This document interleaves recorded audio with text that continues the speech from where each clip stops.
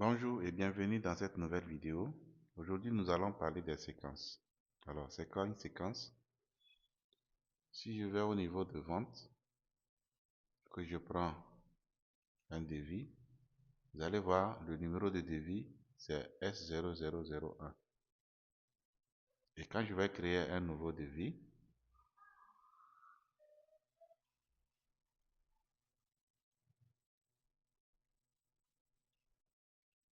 le numéro suivant c'est 002, ainsi de suite. C'est ça que j'appelle ici séquence. D'accord? Pour voir les séquences, il suffit d'aller au niveau de Settings. Là, je vais revenir en français.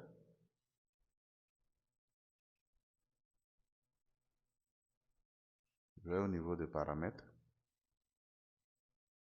Et quelque part ici, on a séquence.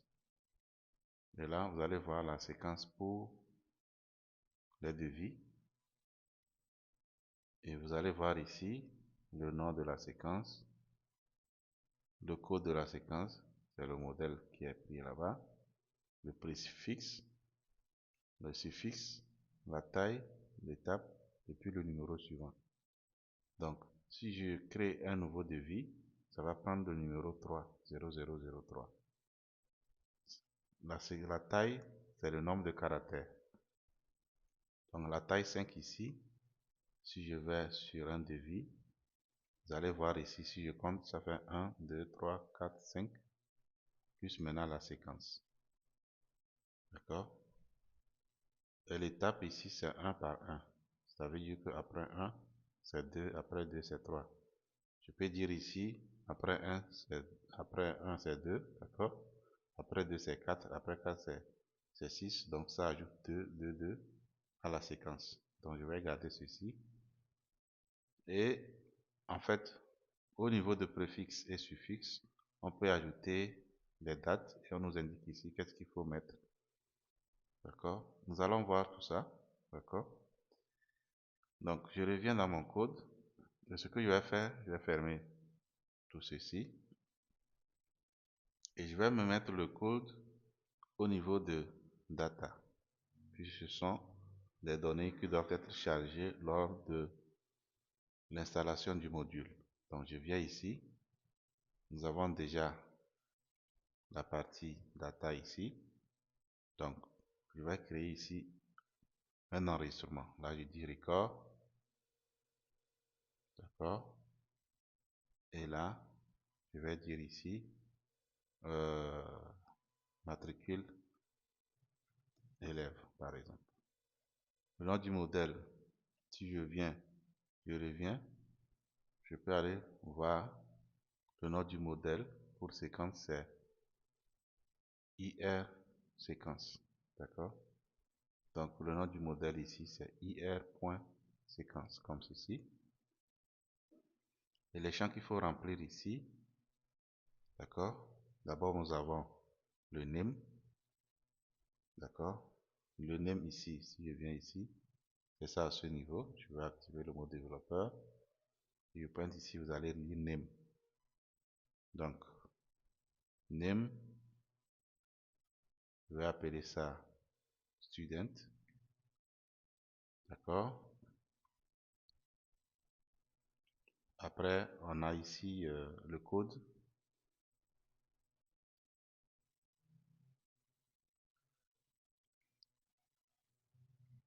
Code. Je vais mettre ici le nom du modèle, student, school.student, comme ceci. Je vais fermer. D'accord. Après, on aura quoi? On va dire si c'est actif ou pas. D'accord. Donc, le nom, c'est active. Donc, je viens ici. Je vais mettre field name. C'est un booléen. Donc, active.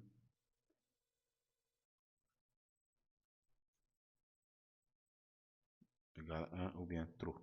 Comme ceci. D'accord. Après, on a quoi? On a le préfixe. Préfixe. Donc je viens ici, je vais créer le champ préfixe.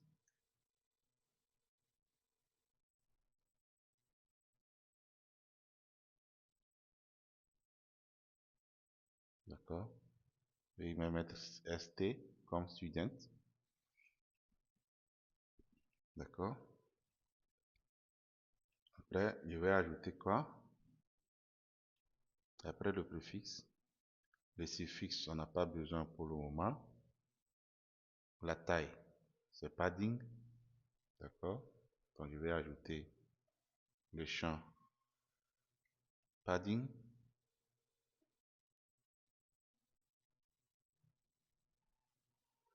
Je vais mettre 3. OK. Donc là, après le padding, on a l'étape suivante. Je peux garder, je peux ne rien mettre, ça va prendre 1 par défaut. Et le numéro suivant, c'est number next actual. Ça aussi, je peux garder ça par défaut. Ça va prendre le numéro 1. D'accord? Donc, là, avec ce que j'ai mis, je vais supprimer la ligne vide. Je vais essayer de mettre à jour le module.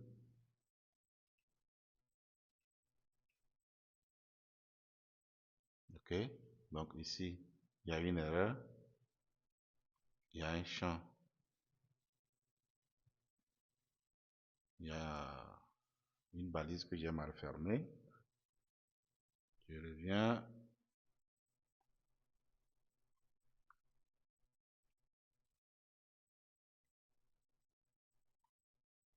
Field et padding. Excusez-moi, ici c'est field. D'accord? OK. Je vais mettre à jour le module.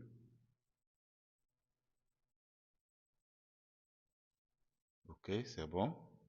Maintenant, si on va au niveau de paramètres, je vais chercher séquence. Vous allez voir, la séquence a été créée. D'accord? Avec tout ce qu'il faut. Et maintenant, je dois appeler cette séquence au niveau du modèle student pour pouvoir attribuer la séquence à chaque élève. Donc, au niveau du modèle student, ce que je vais faire, c'est quoi? Je vais ajouter un nouveau champ en première position. Je vais faire comme ceci. Un champ de caractère, je mets matricule. D'accord? Je vais dire, le nom c'est matricule. Je vais dire ici,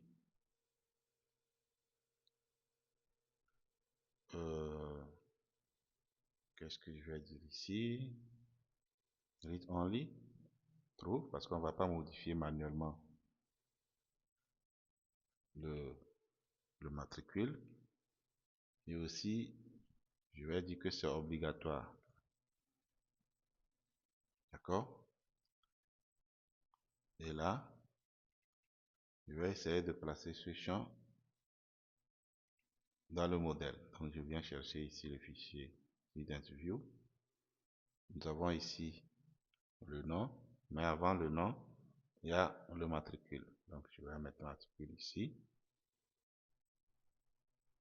Je vais recharger le serveur. Et je vais mettre à jour le module.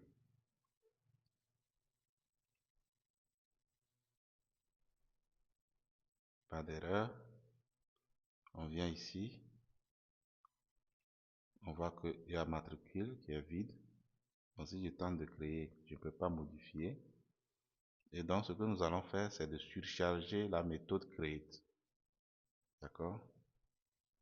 Je vais surcharger la méthode create comme ceci. Donc là, on avait ceci. Je vais supprimer, je vais reprendre. Je dis create. Donc là, avant de créer l'enregistrement, ce que je vais faire, c'est que je viens dire ici d'ajouter, bien de modifier matricule. Donc je fais comme ça. Donc en réalité, à ce niveau, nous avons un dictionnaire, d'accord, Python. Et dans ce dictionnaire, il y a la clé matricule. Et on dit dans le au niveau de matricule, voici la valeur qu'il faut mettre. D'accord? Donc je vais mettre là-bas Toto 34. Je vais redémarrer la base de données.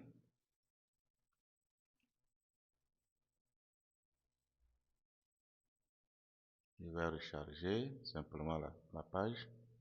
Je vais tenter de créer un nouvel enregistrement. Je vais enregistrer. Et là, on me dit que c'est obligatoire. Donc, ce que je vais faire, je reviens ici. OK.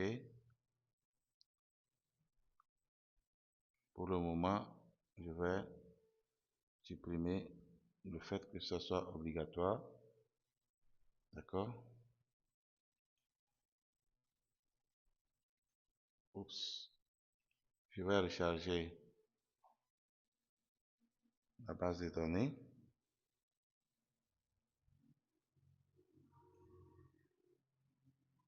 Je vais mettre à jour le module.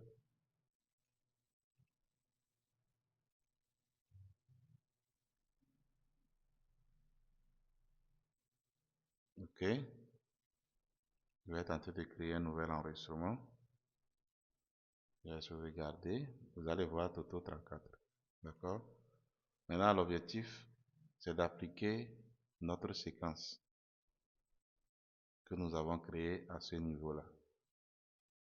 Donc, on va aller vérifier de nouveau. Séquence. Donc, c'est d'appliquer la séquence.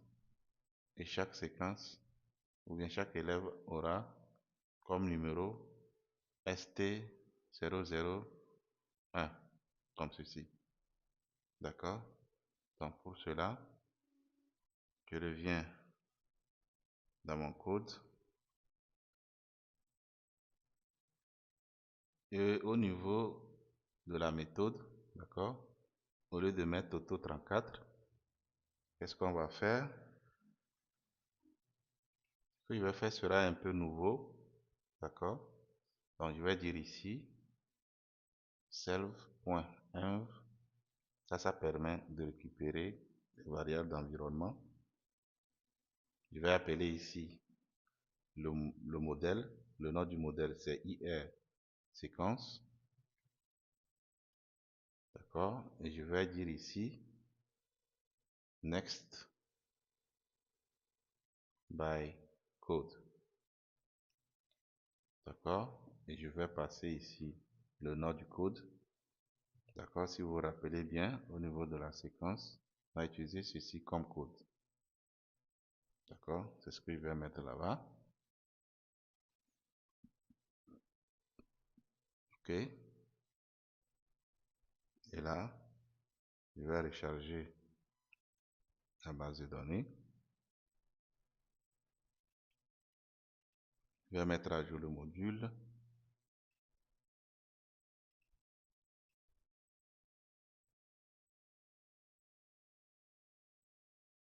D'accord? Et maintenant, je vais créer un nouvel enregistrement. Je vais enregistrer. Et voilà. D'accord? Parce que je vais créer un nouvel enregistrement. Ça prend 2. Je vais créer IT. Ça prend 3, etc. D'accord? Donc, ce que nous avons fait, c'est quoi? Nous avons ici appelé ceci. Ça permet de récupérer un enregistrement, d'accord, de ce modèle-là. Supposons que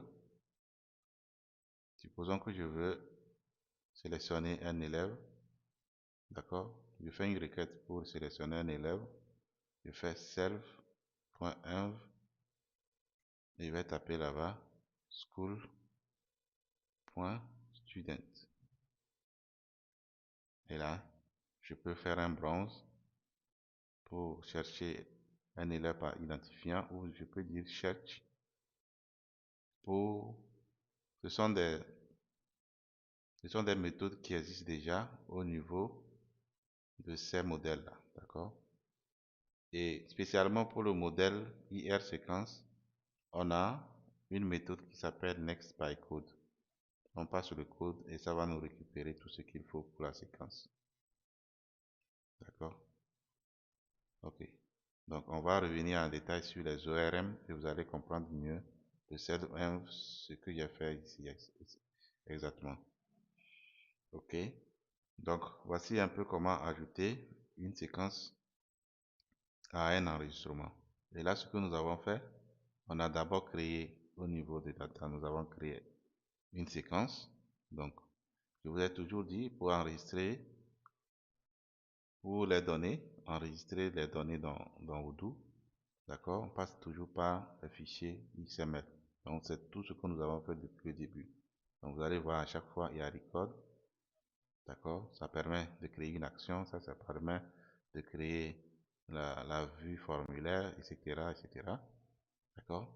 Donc ici, nous avons ajouté au niveau de data, nous avons ajouté ici un enregistrement qui correspond à une séquence. Maintenant, lorsque la séquence est enregistrée, à chaque fois qu'on crée un nouvel élève, on fait appel à cet enregistrement-là pour récupérer les valeurs de la séquence pour créer un nouvel enregistrement. Donc à partir d'ici, avant d'appeler la méthode create, qui va créer finalement l'enregistrement, on va passer à la clé matricule la séquence avant d'appeler la méthode create. Likez la vidéo, partagez massivement et on se retrouve dans une prochaine vidéo.